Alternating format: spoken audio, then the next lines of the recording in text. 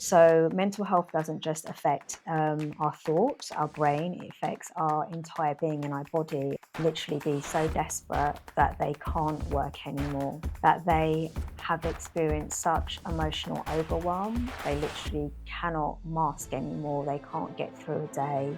The emotional physical pain becomes crippling. It can show up as emotional burnout and show up as physical symptoms. Mental health impacts us so much that there is no damage in our body. There's no limbs broken or disease or viruses, but we're showing symptoms that look physical.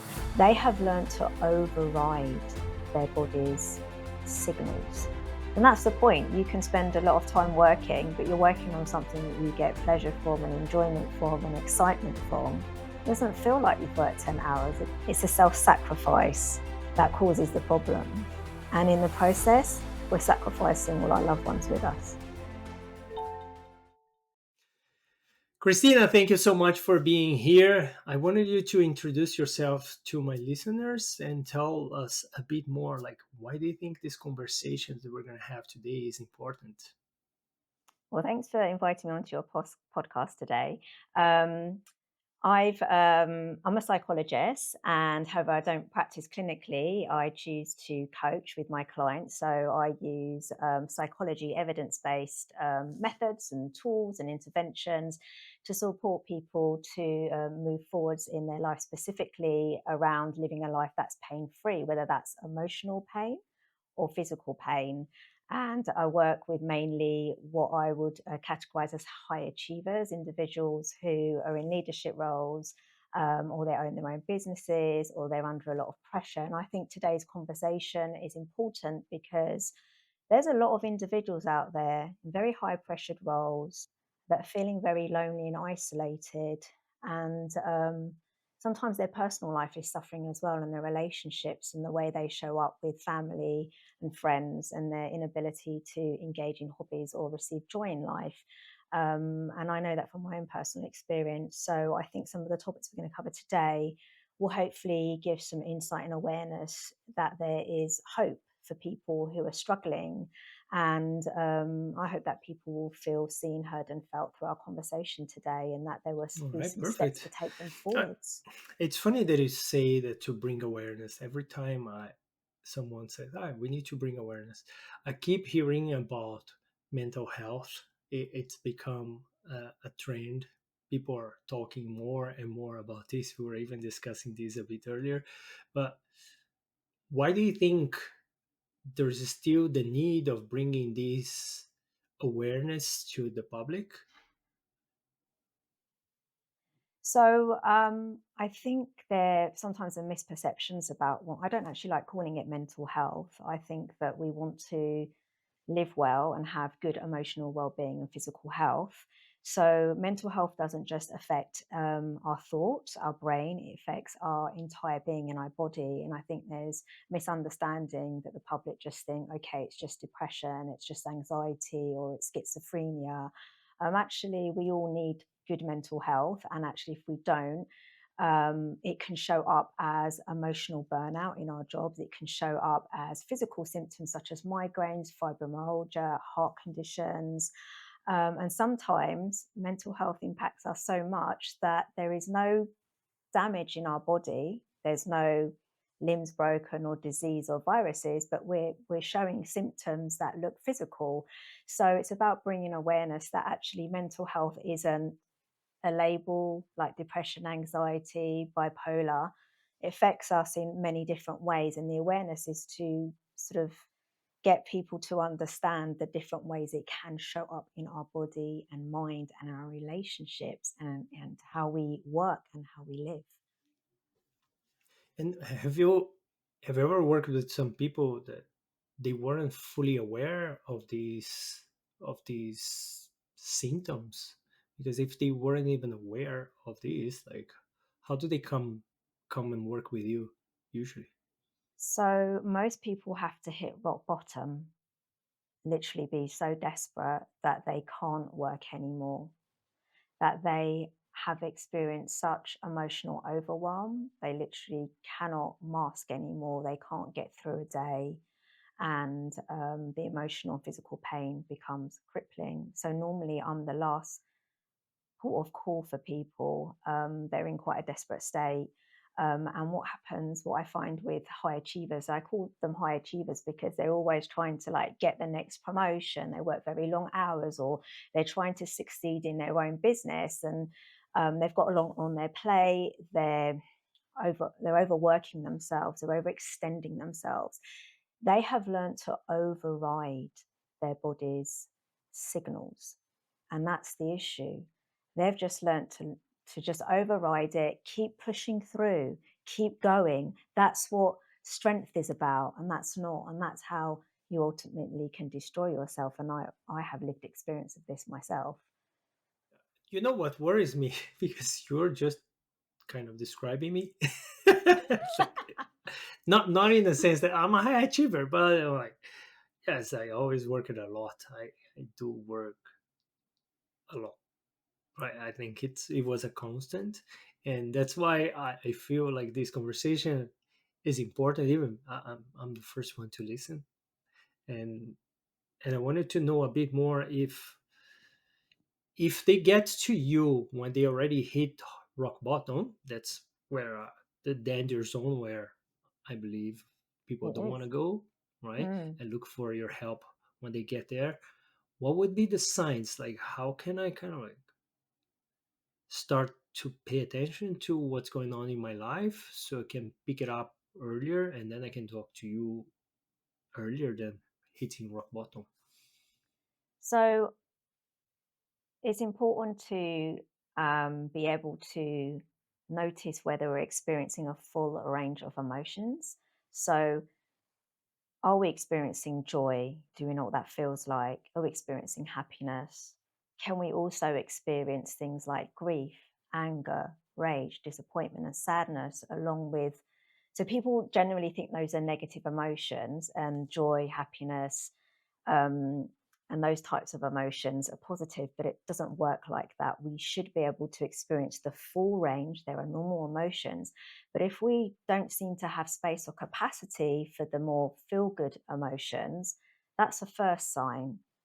And but some people are, it's, you can experience emotions in two ways. One way is that you're so overwhelmed and feel your emotions so intensely, they're just overwhelming, and you seem to feel like rage or sadness. That's one sign that maybe something's misaligned in your life. The other is that they don't feel at all. They're so disconnected and dissociated from themselves. They're so fractured that they can't experience any emotions. So people feel numb. So those are the two signs, either feeling numb and fractured or just so overwhelmed by your emotions. So that's the first sort of thing that kind of, but people tend to not really pay attention sometimes. Other signs are not able to be present. So not able to sit through a movie and really take in what's happening, not able to go out for dinner and really have a in-depth, meaningful conversation with people who are enjoying the food that you're eating. So again, some people don't notice that, but they're in their heads a lot and they're kind of living in a different world. Snapping at loved ones, children, children will test you in so many ways, and they will unearth your unhealed trauma or emotional wounds. So, are you snapping at your children? Are you feeling overwhelmed by your children? Are you able to receive hugs from your children or loved ones, or are you quite enclosed? So, these are kind of some of the signs.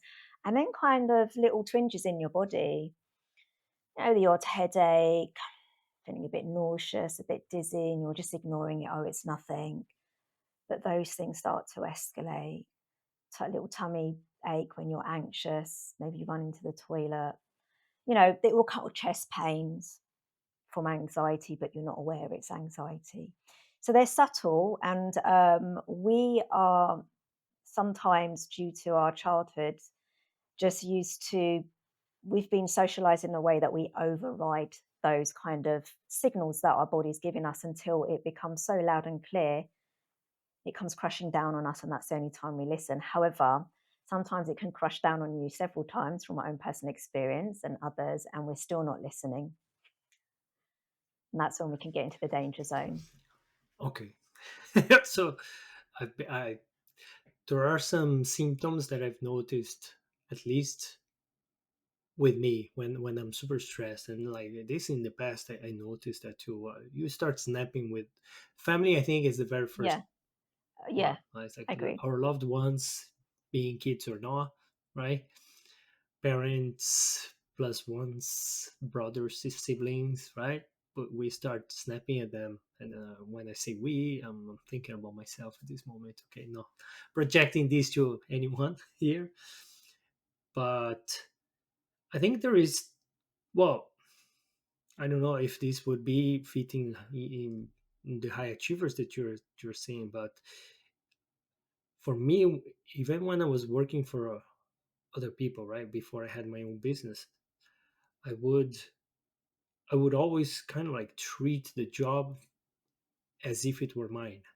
Mm, So for me, it was not like I always acted on top of whatever job title I was holding at the moment. I kept thinking about like what are the stresses that the owner is passing, or whoever was, like the person responsible for my team, or the CEO, when it was like in terms of startups. And in a way, I got stressed way more than was needed. Up to, I remember, I think there was one moment, like, yeah, I remember at least a couple of moments where I was kind of snapping, and but my way of thinking was like, no, I'm just gonna push through. Like I can do that, right? I can work a couple of hours more. I can, like just take this one for the team, and until it kind of like I started noticing that that was in one of the experiences. I was like, oh my god, it's like I may even lose this job because I'm so stressed. And in another instance, working with a startup, when people talk about like toxic environment, I'm like, I said, yeah, maybe you haven't worked in a toxic environment. And but I remember getting on Sunday, I was around 5 p.m. I would start getting anxious because mm, Monday was coming and I knew I had to go back to work, right? mm. And it was even a remote work. It wasn't even in person. I can only imagine if it were in person. So based on this experience, I started pondering. It's like you touched base, like you mentioned that a couple of times. That this kind of relates to you. I'm curious, like what drove you to start working in this area? Because, well, usually there's always a good story behind this choice. Yeah. So I've spent 25 years, so my adult career in healthcare. And I started off as in clinical practice as a psychologist training, and just due to dissatisfaction with the low pay and couldn't pay a mortgage on what I was earning, and I didn't receive appropriate supervision and stuff. I moved on into other sort of areas of health. And so for the main part of my career, I was very much consulting as a psychologist to design healthcare systems. And I had a similar lived experience where I was overworking, making sure the company made money, taking on a lot. And I also wasn't in a very healthy marriage. But I kept on overriding all the signals. So I'm a migraine sufferer. I had other symptoms that were showing up. I was highly stressed. I was working ridiculous hours. And eventually, February 2018, I was very unwell on the train to Loughborough to go and do a very big presentation to a board of directors and executives for an NHS trust. And I thought I was going to collapse. And my colleague said, please don't, because she couldn't do the presentation. I needed to deliver it, and it was big. There was a lot of attention. There's a lot of focus and attention on this presentation because that particular NHS trust had bad press in the news, and it was very intense. And you've got to do it. You've got to do it. So I forced myself. I felt like I was drowning. It was dreadful. It was like someone was pumping drugs into me, and I was going to lose consciousness. So again, I was trying to override it, and I'm going to do it, and I'm going to let everybody down if I don't do it, and it's big, and I need to be there. And I gave the presentation, and I couldn't take it in. I don't know how I got to the end, and then people stood and they were like, clap, and I was like, well, was that good? I didn't know what was happening. They were like, it's fantastic. The outcome is fantastic. I couldn't really. I wasn't in the moment, and then I got home that day and I collapsed, and I never returned to that job. And I was diagnosed with chronic health conditions, and I became debilitated, and I had to stop working, and I obviously resigned from that role. And so I crashed, and then I silly set up my business, and I was like, no, I've got to earn money, and then I, s- I started, and I went into consultancy again, and see, I didn't learn my lesson. I took 6 months out and had an operation and got back into it because people were calling my phone. Oh, they're calling me. They want me. I have to do the work. I want to earn money still. And then I crashed again. And the second time I crashed, I also decided I had to get off my marriage as well. And then I took some time to reflect on what my focus was going to be. And I decided actually I was going to re-credential and go into supporting people who've experienced trauma and chronic pain. So I took the 20 odd years of experience in healthcare, along with some additional training and specializing into the work that I do now. So, but I had to have two big crashes, and some little ones in between to start my own healing journey. So it was like pressure, work and being in this very fast pace, got to make money, got to make profit, and in a very unhealthy marriage where I was experiencing abuse combined, and constantly overriding, because you know what? I had this thing, I don't know if you relate to this. I must succeed. I must not fail. I must deliver. I must keep going. The job has to get done. And that getting divorced or leaving my job or taking a break is failure. It's not. It's actually failure staying in the marriage and in these types of toxic work relationships or environments.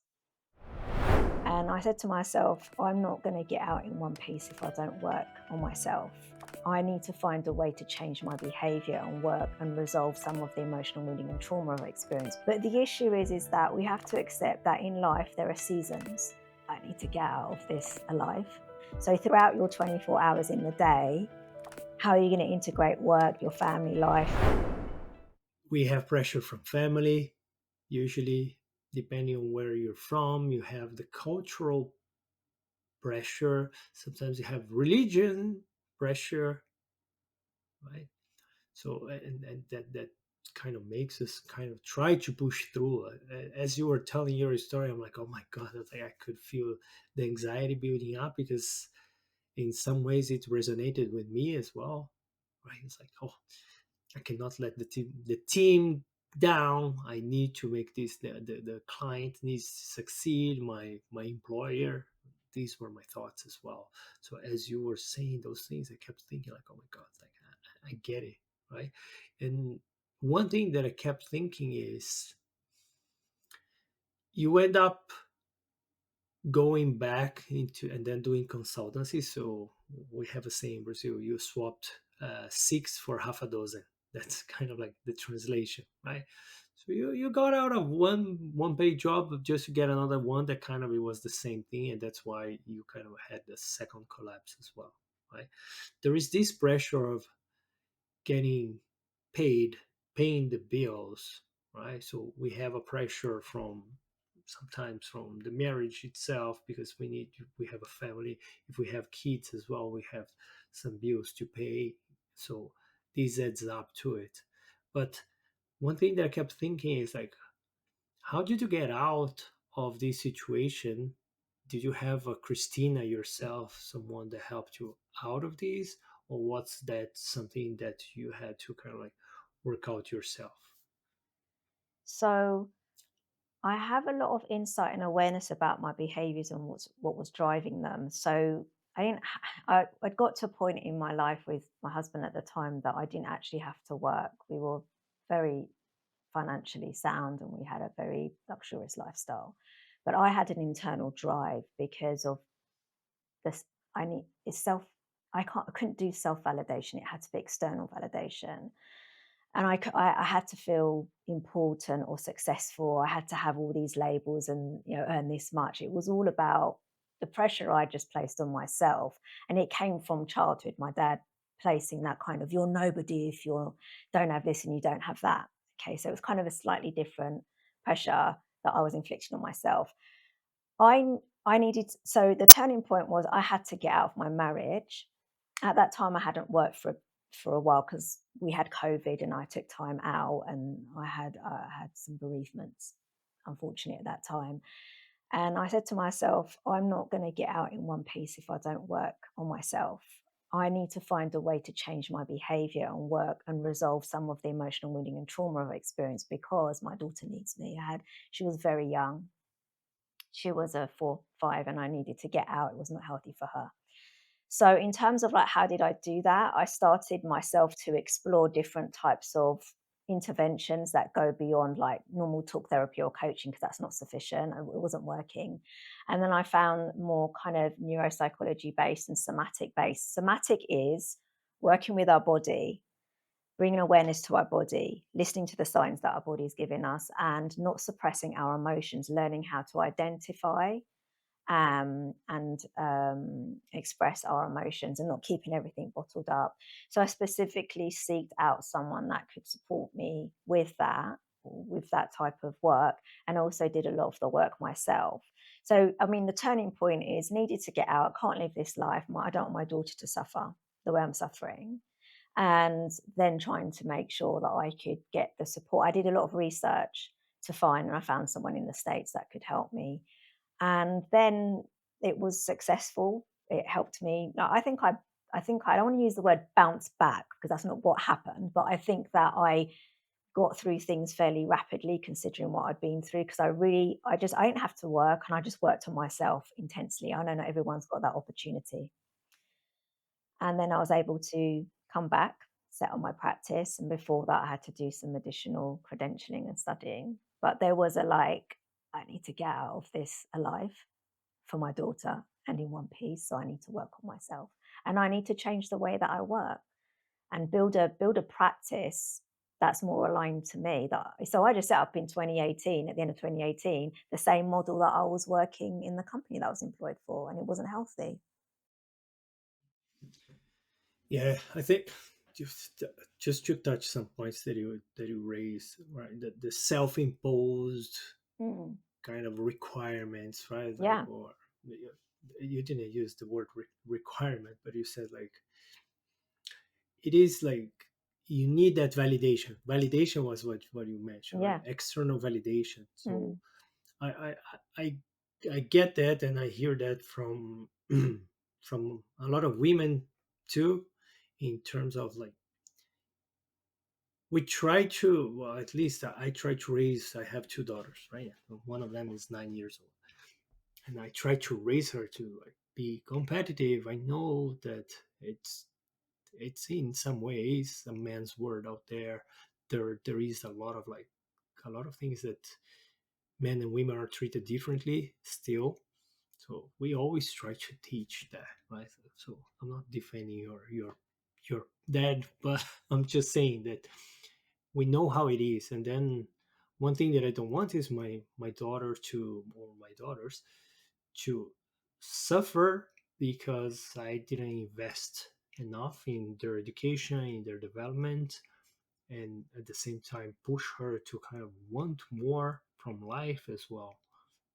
It doesn't matter actually the sex of the kid, but if they're like too laid down, I can provide a lot. Yes, I can, but sometimes I don't provide, so they want more, right? And I think I try not to damage them, but sometimes I think our parents they did damage us in some ways that they went maybe a little overboard here or there, and I do get this what you're saying, and even by analyzing the life of my parents, right? My mom is Japanese born in Brazil, right? So the first generation of Japanese born in Brazil. I could see my dad. Well, both of them, they didn't even go. My dad went to high school, right, secondary school, but he never went to university. My mom didn't even finish. She didn't even go to the secondary school, right? And then they've worked a lot. They had my dad had his own business. That it was a family business. We had to kind of work so hard in there. So for us, it was experience of like you need to work hard, otherwise we're in trouble. And we were in trouble financially for a long, long time as well. So this for me was one of the reasons why every time I got a job, and my first real job outside of my business or my family business was when I turned 18. I noticed from that moment that I was thinking as the owner because I could see my parents, right? And one thing that I kept thinking is like, I don't want that life anymore.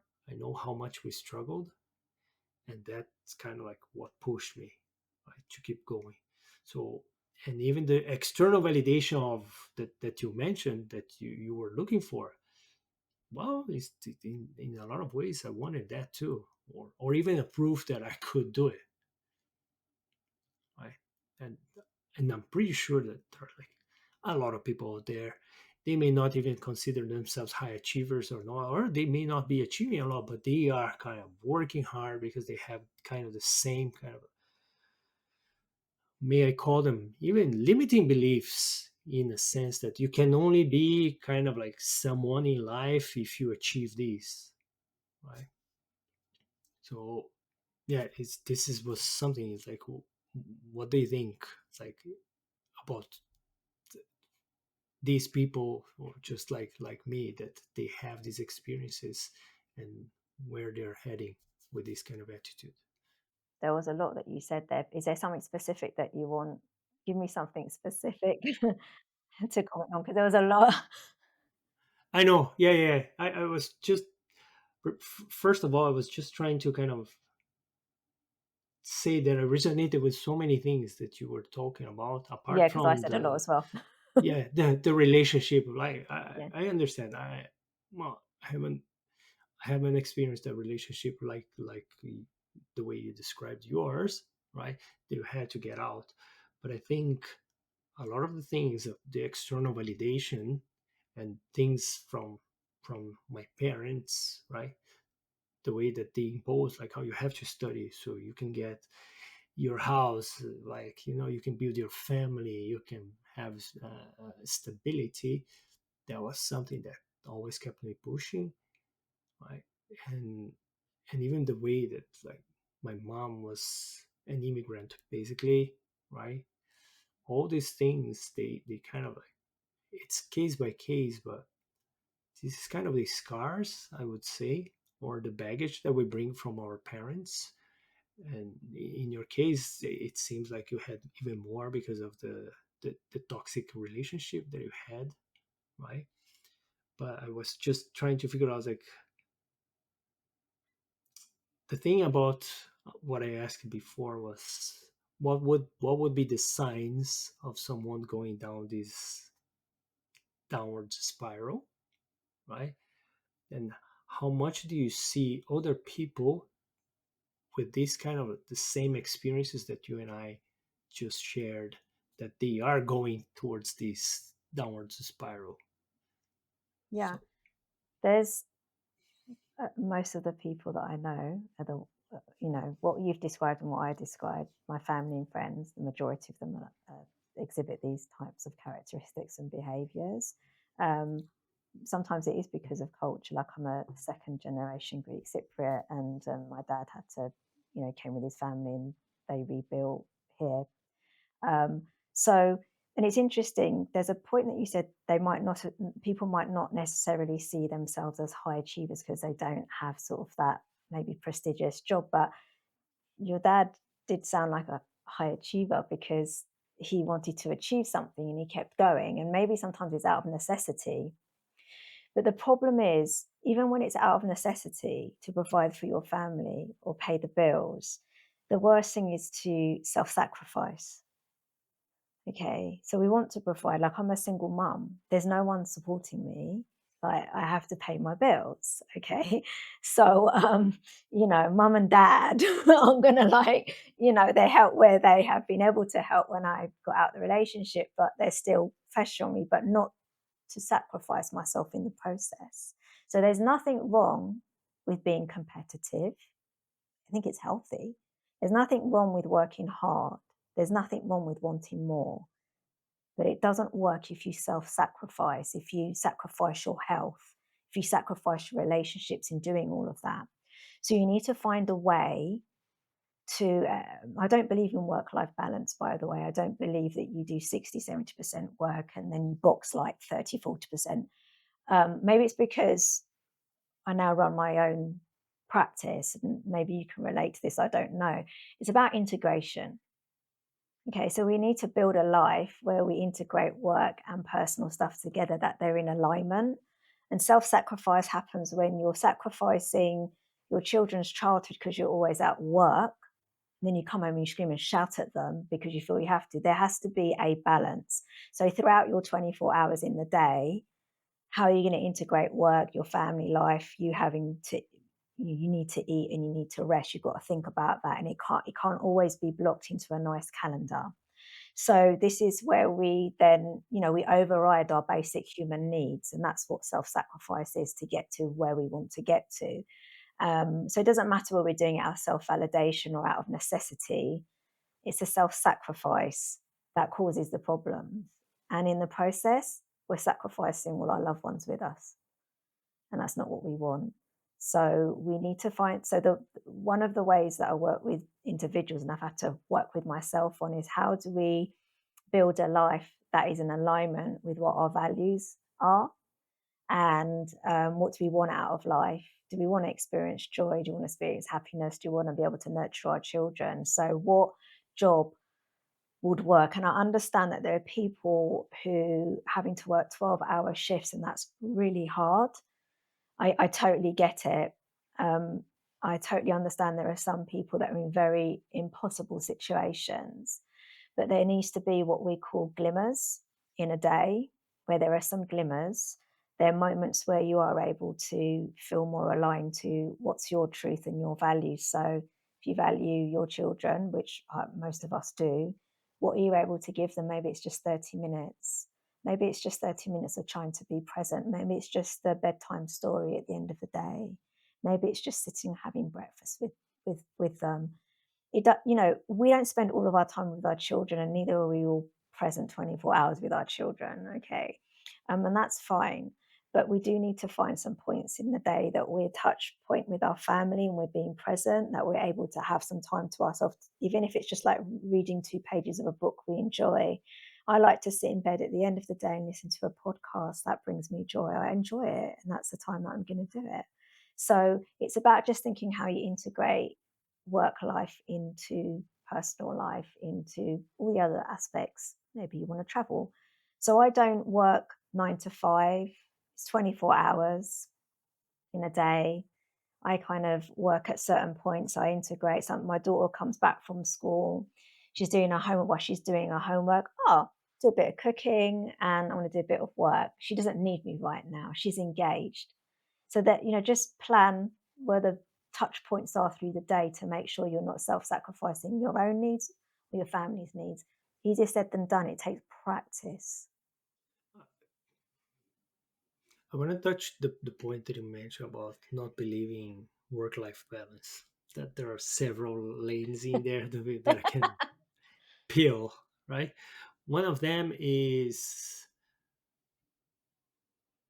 I believe that we can live a good life, and if you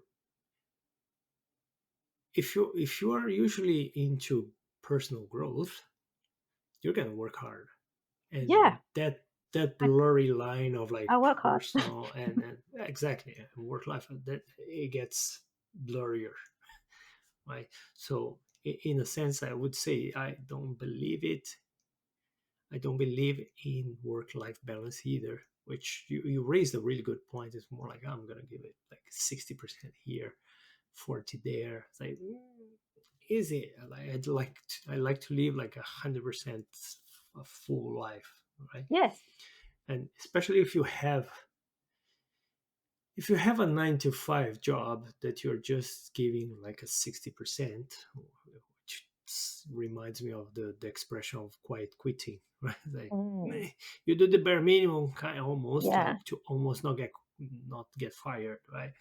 uh, for me, that's like, there is a work ethic that every Mm, single person that crosses my path, like if they don't have it, it's like I'm not gonna have a relationship with that person, right? Especially if they come and work with me. It's like I can smell this from distance, right? From the screen, from a Zoom call, if someone has this or not.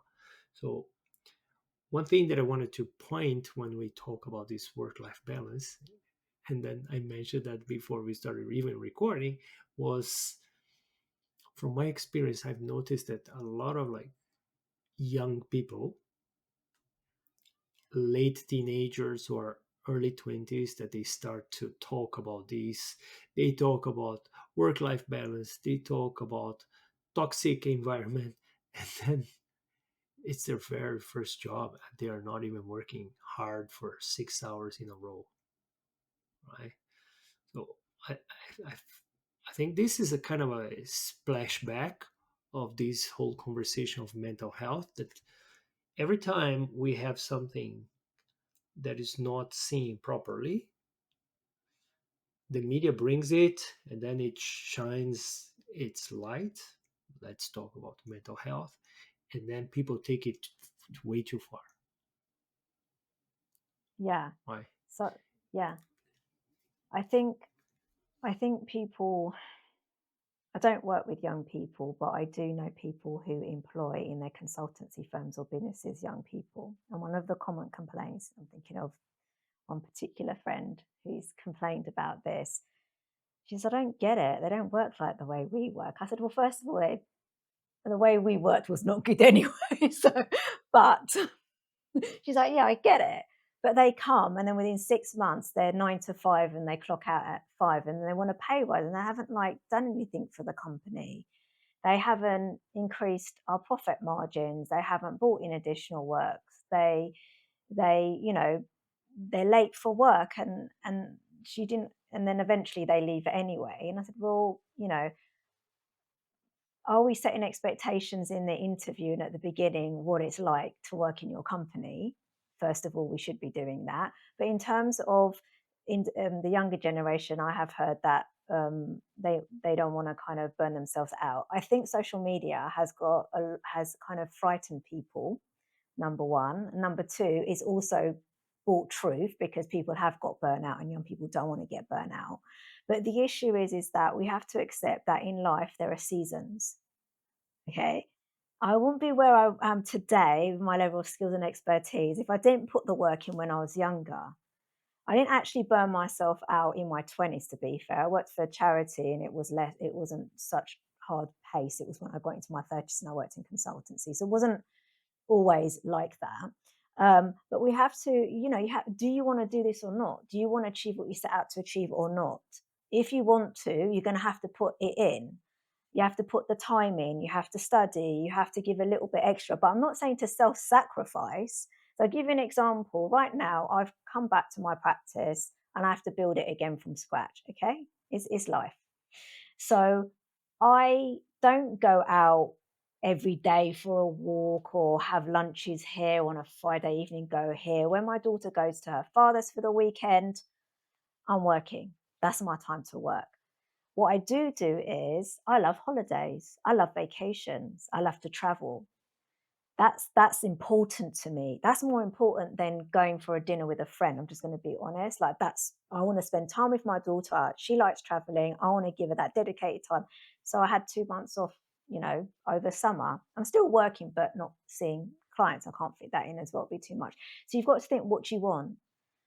So when young people are like, we only want to work 9 to 5, okay, but are you working efficiently? Are you getting the most out of that? Are you able to deliver what you've made a commitment to go into that job? You know what the job description is. You know what the company needs to deliver and what you need to deliver in your role. Are you doing that?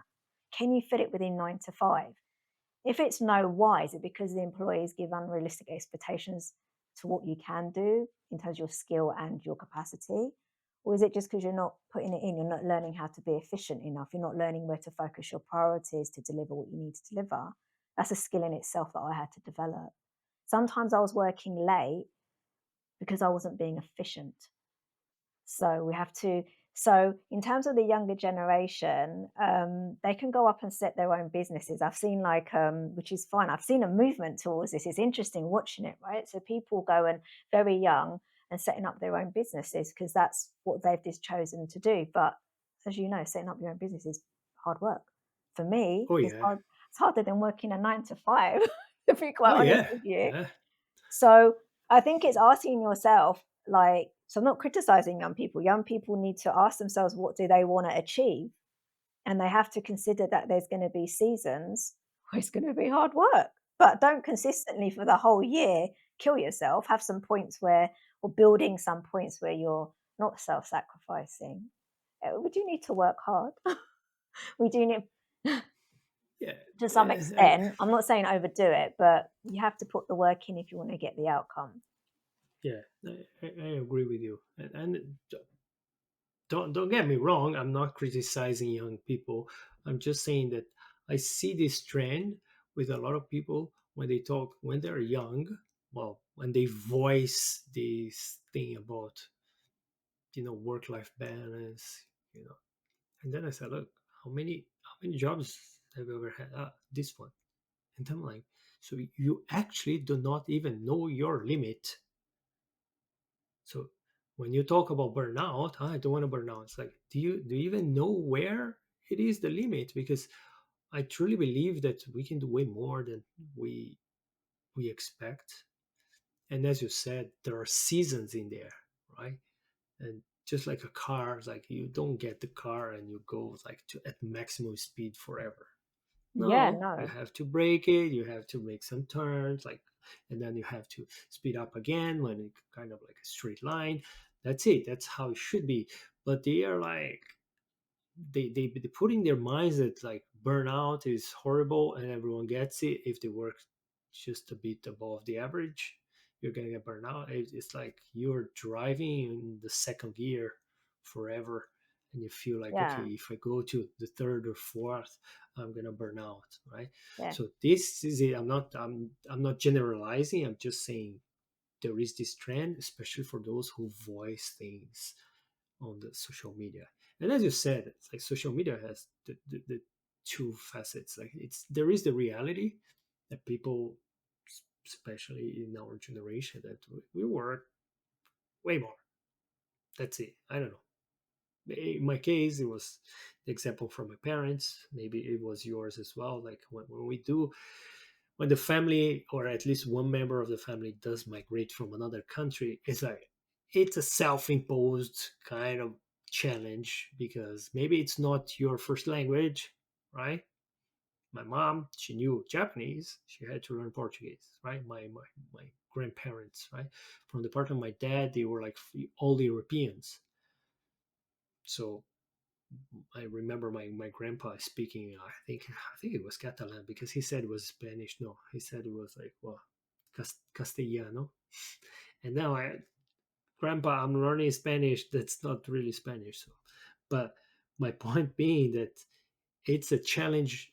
Just that they have to find a job. They have to be employable, and at least the bare minimum a high quality of someone that speaks the language. So this kind of like makes us kind of like impose even extra challenges.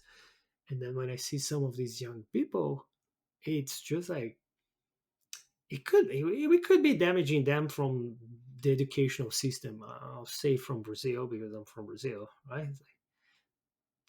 At some point public school was like, you can never repeat a year, you just keep going. Doesn't matter if you've learned or not. We're gonna give you some extra classes, but keep going, right? So maybe we are teaching the kids not to kind of find their limits, their upper limits, and their baseline is so much lower than it was before. Even like nowadays, when I see my kids, the way that they're learning here in Canada, I am not not too happy because I'm like, when I was this age, I could read, I could write, I could do this, could do that, I could, and then they are not as prepared. So now as a parent, I keep giving extra activities for them to kind of like, like you should be a bit more, you should be doing more. But that was a bit of my rant regarding the younger generation. And don't get me wrong, I I employed some of them. Like I have like one person that is working with me right now for some weeks. For yeah, and she's been great. Young generation, early 20s, working hard, right? But then I noticed her family has owns a business, and that's a different kind of mentality, right? That might be. I mean, that's a good point. It might be my dad owns his own business, and I saw how hard he worked to provide and the sacrifices he had to make.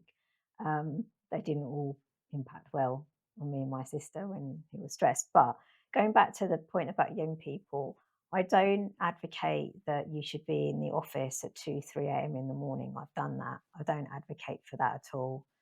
If that's the case, then you have to question, are you being given unrealistic work schedule, amount of work, and that has to be discussed?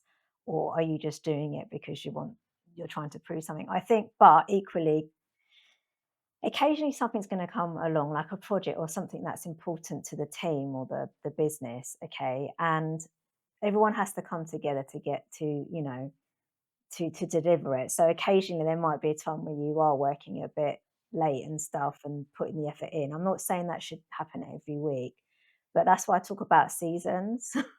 There may be like a month where it's a bit intense because there's an important piece that needs to be delivered. And the thing about it burnout does this is a myth. Burnout does not come from working too many hours. Okay. It's not how burnout works. Burnout comes because you're engaging in a way of living and being that isn't right for you, that doesn't work for you. The self-sacrifice, the not receiving enjoyment. So it's not all about, people automatically associate burnout with working too much or in a job that they hate. Yeah, if you hate the job, you're going to end up being burnt out because it's not aligned to you and what you want to do. But burnout is much wider. Women who stay at home mums, get burnt out. I know them personally. They are burnt out. Not because they're burnt out because they're parenting 24 hours. They're burnt out because sometimes that's not what they want to do. It's not aligned with what they want to do. Okay. Though they love their children, they're self-sacrificing a lot for their children. Okay. They're not getting the time to they're not creating the time. They're overdoing it for their children. Um, Feeling like the child has to go to this club, to that club, and therefore they fill their time with no time for themselves. So, and in terms of school, I don't know, I didn't do very much at school because that was a long time ago. I'm nearly 47 now. When I said didn't do much at school, we didn't really get homework. I didn't learn how to read and write until maybe 5 or 6. My daughter had to learn earlier. But so there was less pressure at school in my days. There was a lot more pressure now. So I can only speak for the London schools that I know. I can't speak for other countries. I don't know what it's like in Canada. But I do know in America from my friends who live over there, they do things later than we do in England. Kids go to school later. And there is evidence in European countries that actually that's more beneficial, that the child starts schools later and spends more time with their family in their early years. There is evidence that that is beneficial. At the end of the day, I say to my daughter, I don't, if you've got children, I just say to my daughter, if you want, she's going to apply for secondary schools, private ones, and she wants to get a scholarship. I just make it very clear to her, it's your choice. If you want it, you've got to put the work in and I'll support you. Tell me what you need. But if you don't put the work in, unfortunately, you're not going to get it because somebody else has put the work in. It doesn't mean you're not good enough. It just means you haven't really grafted to get, that's that's just realistic. You have to be realistic. So she knows if she doesn't put the hours in to get her art portfolio done, and she doesn't show breadth and depth of work, she's not going to get an art scholarship. But if that's what she wants. But ultimately, the process for her is a learning experience in itself. There's no pressure. She doesn't get it. She doesn't get it. She doesn't get into the school that she wants to get to into. Okay, it didn't happen. So I don't put that. I don't shame or I support. I want her to do well, and I want her to get the job that she wants. I mean, she's only 10, bless her. She's got a long way to go. But it's about the environment and that you have at home as well, not just in school, into how then people go into their work life as well. The one thing that I wanted to mention that you said is about burned out, right? It's like when people say that, usually I'm gonna make a statement in here. Maybe some people will hate me for that, but they do think it's like, I'm working, I don't know, more than 8 hours. That's it. I'm gonna burn out, right? And you're not the very first person that I actually, even in here in the podcast, that tells me about burnout. It's like, because if I'm doing something that I really like, and sometimes it's just a project. Now I've been working a lot with automation and AI. Sometimes, like, I can stay for hours in here, and it doesn't feel like Yeah, a lot. I have that as well. I enjoy writing and I can write for hours and publish my articles and publish on LinkedIn and I just enjoy it. And I could do Yeah, it till 1 in the morning. And I've spent hours doing it, but I'm enjoying it. I'm getting something out of it. And that's the point. You can spend a lot of time working, but you're working on something that you get pleasure from and enjoyment from and excitement from. It doesn't feel like you've worked 10 hours. It maybe feels like you've worked 1 hour. And there's other things that I do that are an absolute drag, like admin. I'm just like, yeah, oh, it's easy, but it's boring, So it just yeah. depends what your lived experience is of the thing that you're engaging in that moment. Even the other thing that you mentioned was like about not being efficient, right? I've seen it. I When I went to London, when I moved to London, I did work, and I was, well, working extra hours, not because it was required, but because I felt the need to put more hours sometimes because unrealistic deadlines, self-imposed, sometimes imposed by my employees at that time, or sometimes by our clients. But mostly, I think it was self-imposed. But I could see that there were a lot of people that were working extra hours in there because they were not efficient, right? And you can see that from distance, like people that couldn't.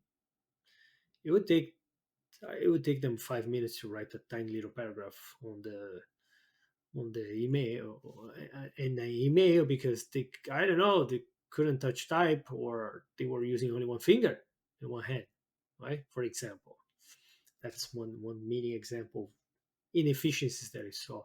So, and then if you add that to, I don't even like what I'm doing, easily that will turn into burnout. And the fact that you mentioned about moms, staying home moms that get burned out, like, I understand that. I know how tough it is.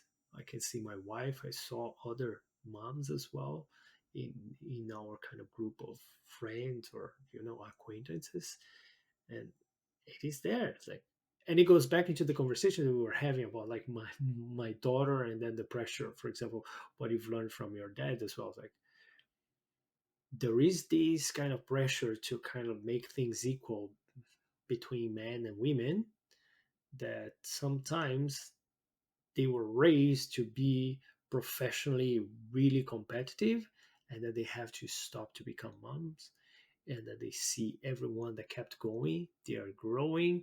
Then social media is kind of the evil side of it, right? It's like, oh, there's that FOMO thing, right? You compare yourself with someone else that didn't have a baby, and then you're like, I could be doing this, I could be doing that. Now I'm changing diapers, now I'm thinking about food, now I'm like, I have to kind of take them to this activity, that activity, and then I don't have time for myself. So there is a lot when it comes Yeah, I down mean, to that burnout. there could be, you could say, well, that's because a mum is on 24/7, so they are getting burnt out from working all those hours because it is work. But actually, the burnout normally comes from lack of support.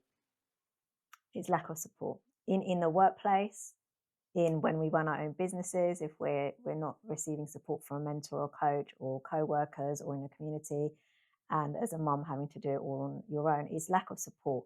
So you're going to be far more successful in not getting burnt out if you've got support and community around you in whatever it is that you're doing.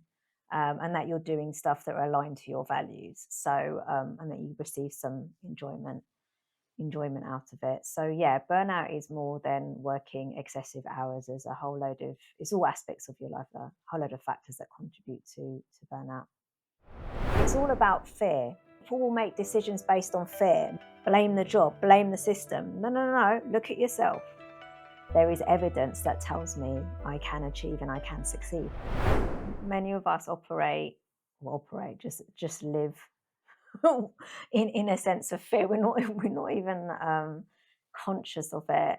So also burning out is when I talk about self-sacrifice, like this people pleasing, which is a survival. It's called a secondary survival strategy. It means in order to get through life, sometimes we have to please other people. Sometimes this comes from childhood when we have to please our parents to feel validated and loved and accepted. And it can go into adulthood where we're people pleasing, we're over functioning and overworking, again, self sacrificing. And this is due to kind of what's driving it is fear of not being accepted, fear of not being liked, fear of not being good enough, fear of upsetting you.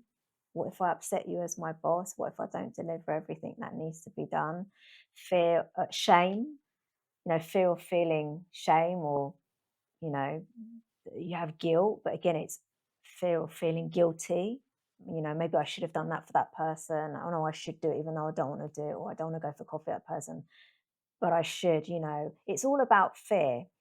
So when we come from a place where we're making decisions and behaving and working and developing relationships based on fear, we also get burnt out because again, we're self-sacrificing. Now, people pleasing and overworking and overfunctioning are just coping strategies. They're coping strategies for survival, and it's a choice that we've made to survive. So, and it's called fawning, appeasing, and it's just a way to get through life. And in some situations, like a very toxic work environment where you're just trying to survive if we can get to the next job, or a very abusive relationship, or whatever it might be, there are some situations where it's an intelligent way to cope, but it shouldn't be like that forever. Is a coping strategy until you get to a point where you can exit that job or get the support you need in your own business.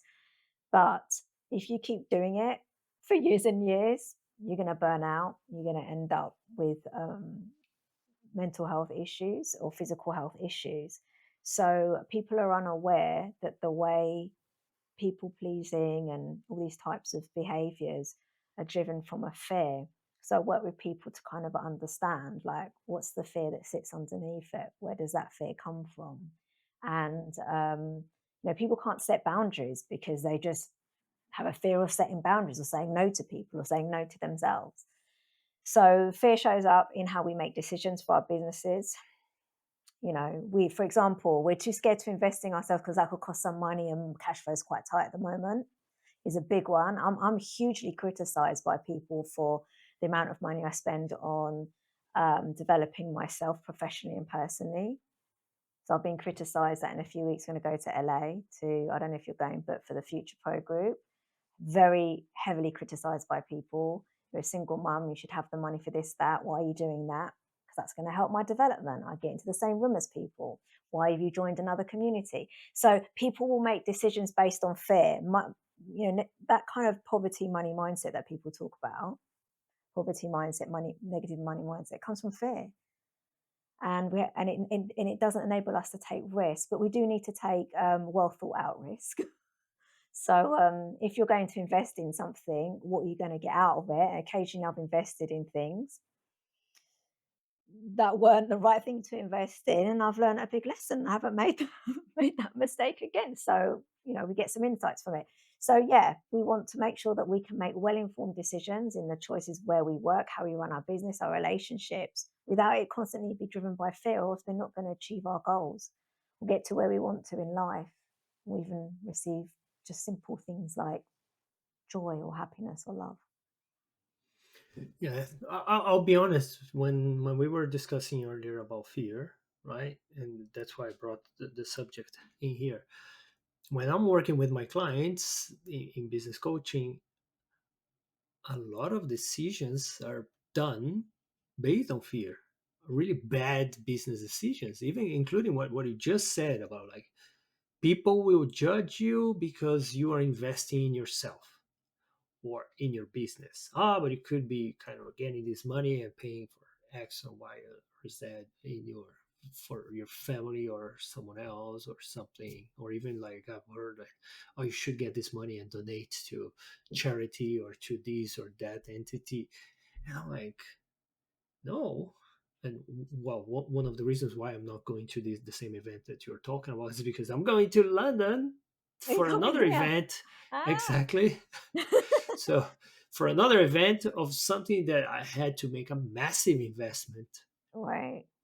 because that's how I'm planning to grow my business. So I need to learn That's a something good else, choice. right? Yeah, Yeah. it's a good choice. And then but hopefully it was good because I had the support from my partner, from my family, right? But it's not everyone that understands it. Even the fact that a lot of good business owners, they they can handle fear pretty well. They're successful because of this. They have like a more they can handle fear and they can handle pain Yeah, in more quantity than the others, right? I'm just trying to hook it up with my own experience because I saw people not firing employees quickly enough because they were afraid of like what could happen to that person, or they get too tangled about the person's kind of personal problems, right? Some of them not investing in the company when it was supposed to be, oh no, I'd rather have some cash flow in here, and then they don't grow. And they don't understand that by growing the business, you can actually hire more people and then it will have more people, right? So I've seen fear in different aspects, but I feel like from the perspective that you're saying in terms of like burnout, and I think it's important from my perspective, like how can one notice that they are suffering and that there are fears, because it may take them the time to hit rock bottom to look for someone like you. I'm trying to figure out if like there is a way for someone to kind of like get into this state earlier than hitting rock bottom in terms of fear. What would you say that someone should be looking for? I think people need to get better at just sensing what's coming up from for them. So when someone asks you to do something, when you say yes, just pause. Just pause, take some time, and just think about saying yes and what's coming up for you. Is there a bit of resentment? Is there a bit of grating? For me, I'd get this grating sensation, and it would be like an inner conflict of you should, no, you don't want, no, you should, oh, no, you just should. So instead of before committing to things or before doing things, before we make decisions, we just take some time to reflect. Because what happens if people become very impulsive? There's two types of people: very impulsive, and then ones who just sit on things and don't go anywhere. Like, so if you're impulsive and you keep going for stuff, just you need to just take some time and sit with it and just notice, like, oh, am I feeling a bit of tension in my chest? Or, just scan your body before you make a decision. Just sit with it. It's okay if you need 24 hours or 48 hours to make a decision. It's not going to like impact the rest of your life, but it does impact if you take 6 months to make a decision. So equally, we don't want to be slow. So just you need to just take some time out each day, even if it's 5 minutes at the end of the day or 5 minutes at the beginning or at lunchtime, and just sit with, just flex. Like, what am I feeling right now? Am I feeling overwhelmed? Because if you don't, you're going to override what your body's telling you. So just notice, do I have any tension? What are my thoughts telling me? How am I feeling in this moment? Just get used to doing it. It's a bit uncomfortable at first to sit with that. That's the very first step in building some level of awareness to start to listen to the signals that are coming up in your body. And then think, is it always you saying yes to everything? Are you working ridiculous hours? Why? And you know what people do? Automatically blame somebody else. Blame the job, blame the system. No, no, no, no. Look at yourself. Why? Don't say because my boss makes me. No one makes you do anything unless they're holding a gun to your head. Okay. We have choice, we have autonomy. And so we've got to just sit and reflect and kind of try to work out what's coming up for us. And but don't judge it.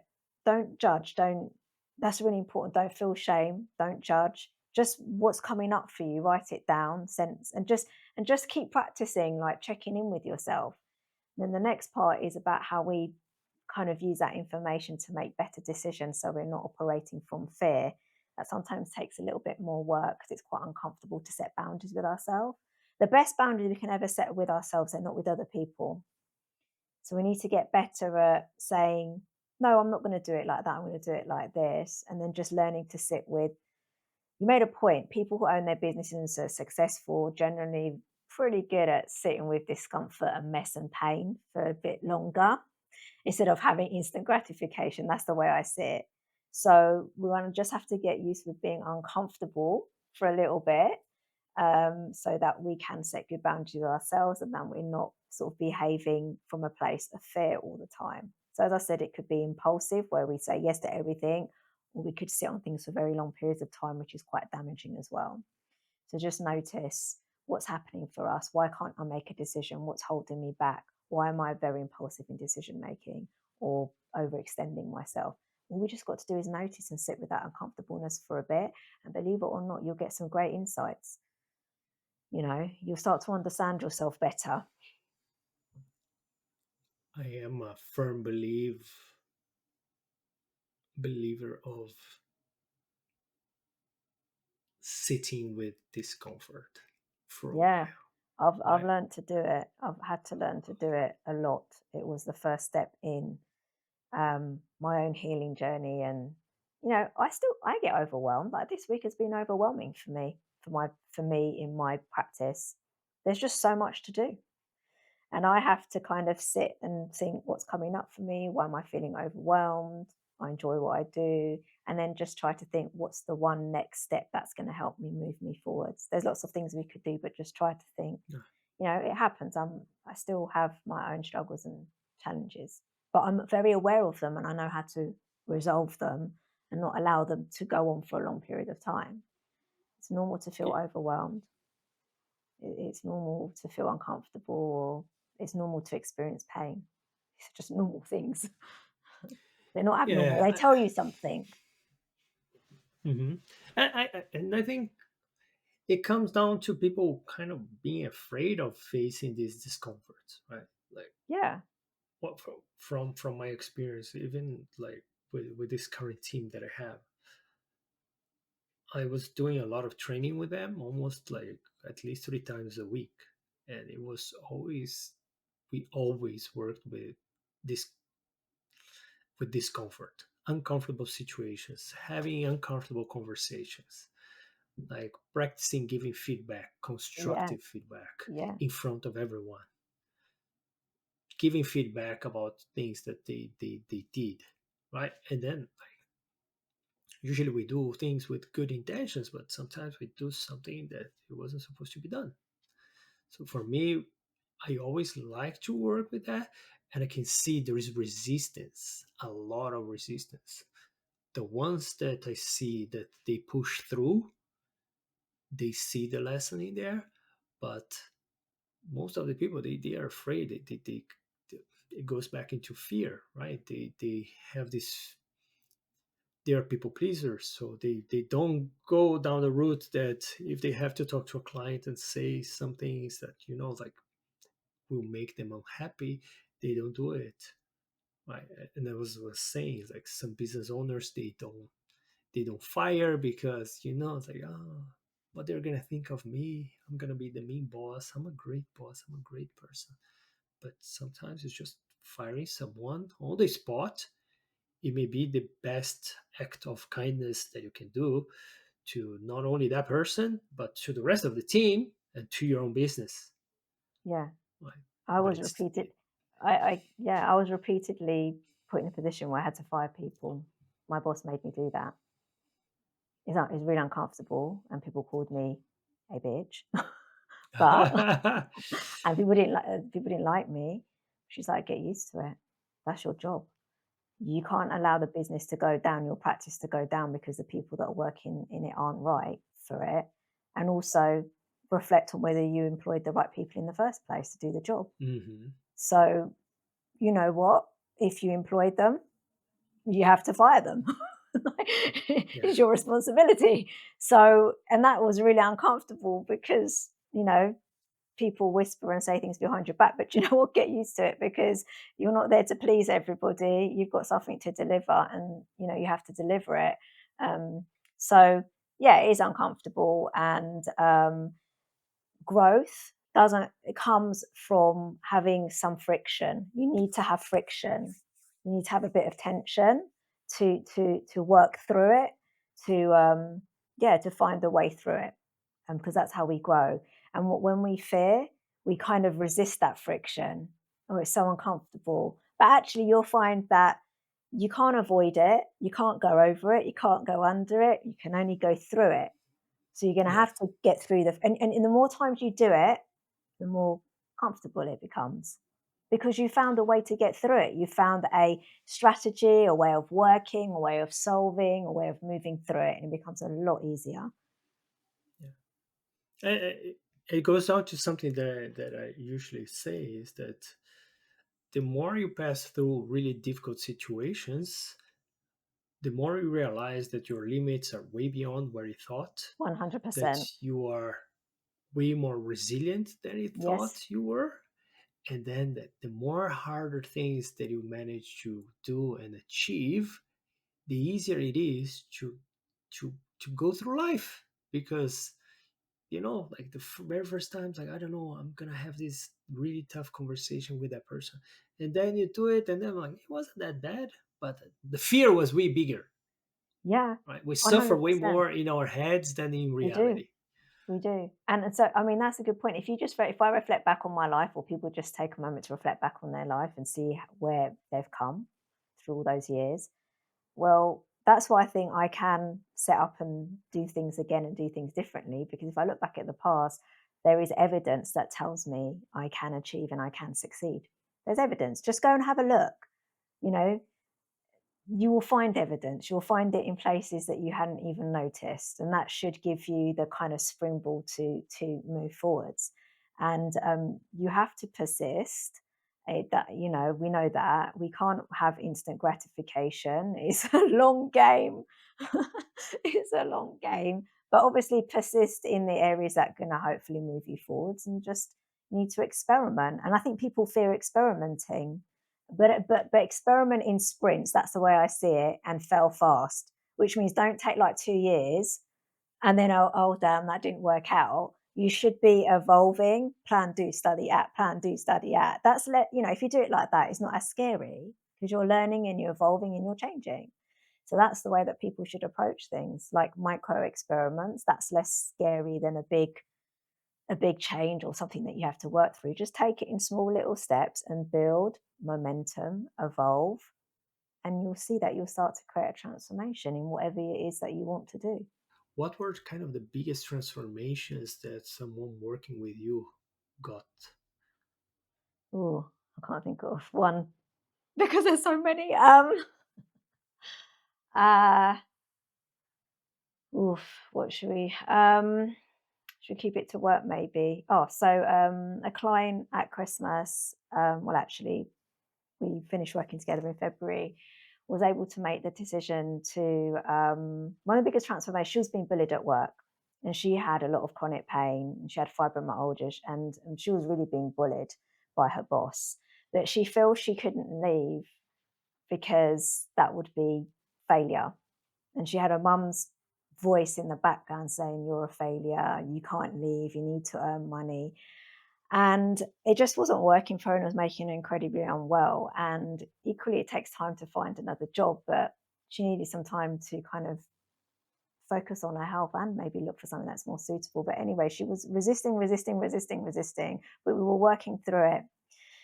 And one of the biggest transformations for her was actually an opportunity came to be made, to put yourself forward to be made voluntary, redundant. And actually, though quitting felt uncomfortable, she kind of reframed it. It's not quitting. I'm actually volunteering to be made redundant.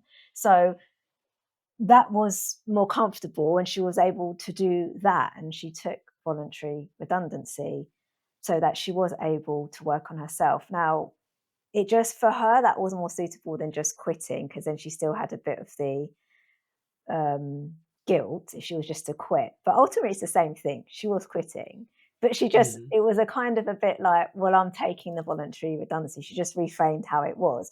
But I don't think she would have even taken the voluntary redundancy at the beginning of our working relationship when she first came to me as a client. So the transformation was to be able to set boundaries for herself and leave that job. That's quite a big thing, so that she can have time to work on herself.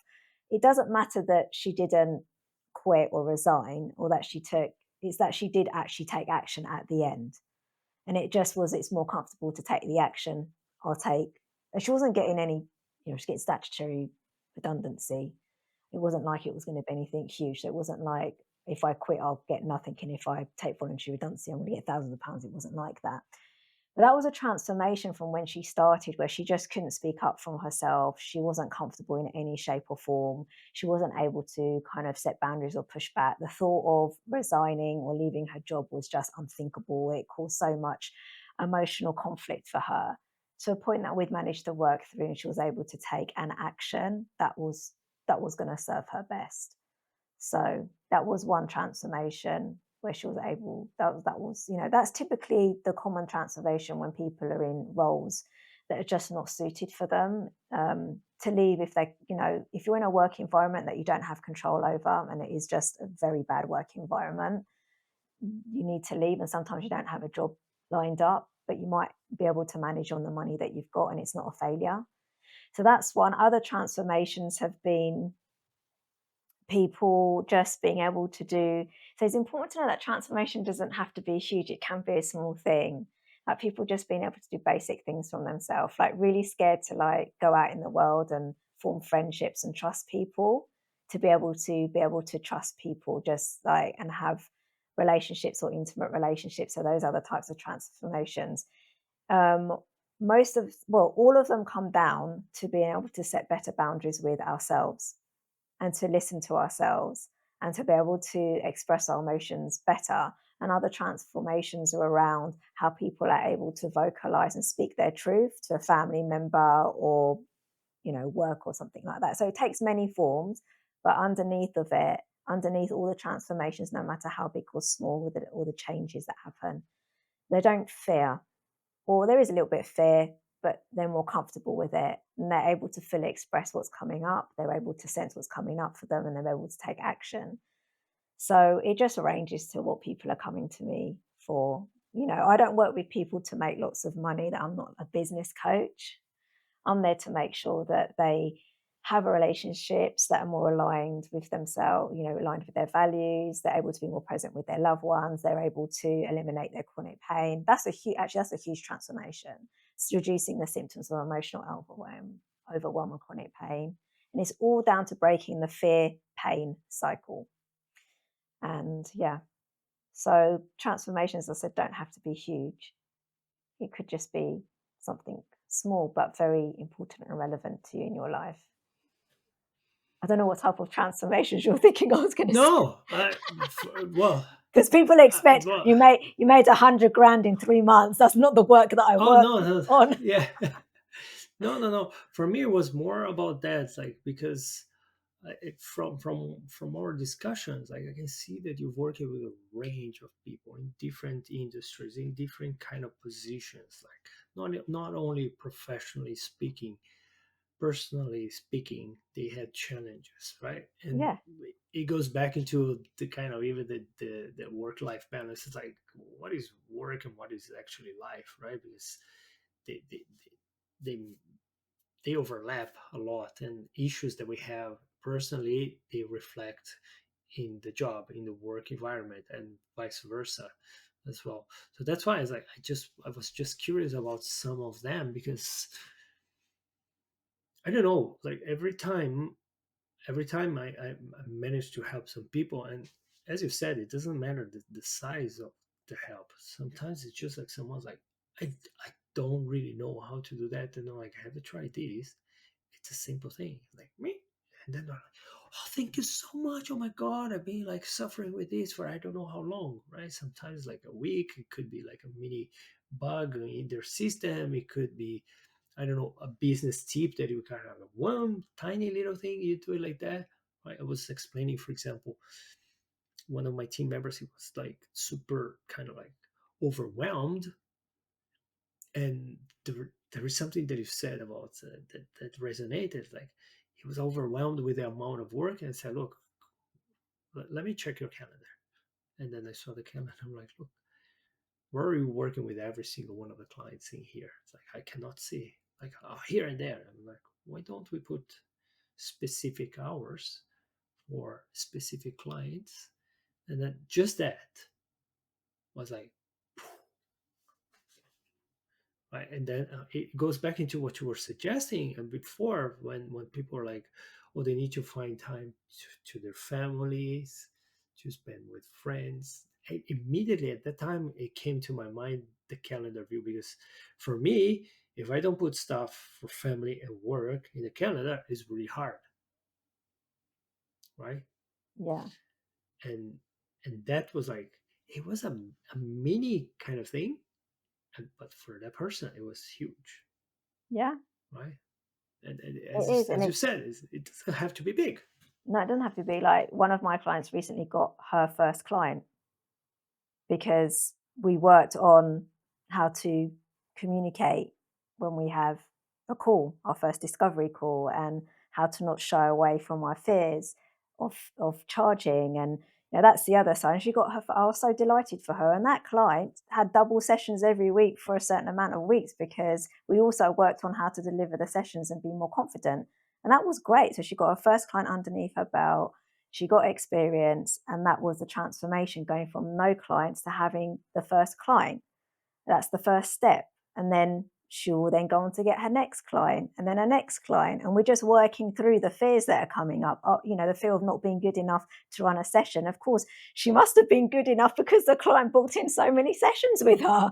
Like, she wanted double sessions every week. So sometimes that's the transformation. So people will come to me and they will say they're overwhelmed or they're in pain, but then we'll work out what's sitting underneath it and what they really want to achieve, and we'll work on that one outcome that they want to achieve. So we're still working on reducing the symptoms of pain and emotional overwhelm and burnout, but we also work on a very specific outcome. And she wanted to get her first client, but she wasn't very confident. It was the first time in setting up on her own and doing this sort of work. So yeah, and like you said, it could just be one thing. Literally, I think we just worked on a few things in how she communicated. It wasn't, it was just we had like a session or two, and bang, she got her first client. So sometimes it doesn't take a long time, and sometimes the transformation happens from her. That was the transformation from to be more confident to draw in the client, to bring the client in. It's a moment of clarity.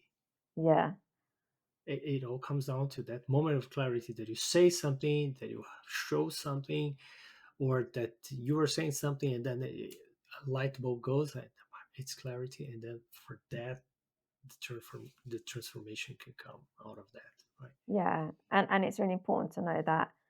I suppose, really, truly, when we talk about transformation, if I look at it from what transformation, in terms of what it means, transformation does take a long time. So I suppose what we're talking about is change. So, and many changes, micro changes, they start to stack up, and that's the transformation that happens. So the transformation journey is long. You want to achieve something. So eventually she wants to get to a full practice, but we've already started making those, evidencing those changes that are happening to build up. So I suppose when you asked the question transformation, I just immediately thought about the changes that happen to lead to the big thing that takes place. So I think like people need to be realistic. My healing transformation took several years with changes that I'd accomplished. Setting up in your business and being successful is a transformation, takes time. You're not going to hit the road running straight away. So we just need to celebrate the changes because the changes will build and mobilizing to transformation. I could be talking to you. That's what I told you. It's like this conversation could go anywhere. If anyone that wants to work with you, where is the best place they can find you? At the moment, the best place is LinkedIn because that's where I'm most visible, and it's Christina Theo. And I also have started a Substack, which allows people to engage with me in more depth. So, because as we know on LinkedIn, people like shorter posts. But yeah, you'll find me on LinkedIn, so you find all information about me, and you'll get to see what I post about. But if you want more deeper insights, Substack. So Christina Theo. My website's not finished yet. I've I haven't worked fast enough on that, but it will be christinatheo.com. Okay, no, perfect. And well, they can always reach out to me and then I'll point them into your direction, right? Christina, thank you so much for this conversation. I really appreciate it. And I hope we can have another conversation like that in the future. Cool. Well, thank you for having me. I really appreciate you taking the time to speak with me.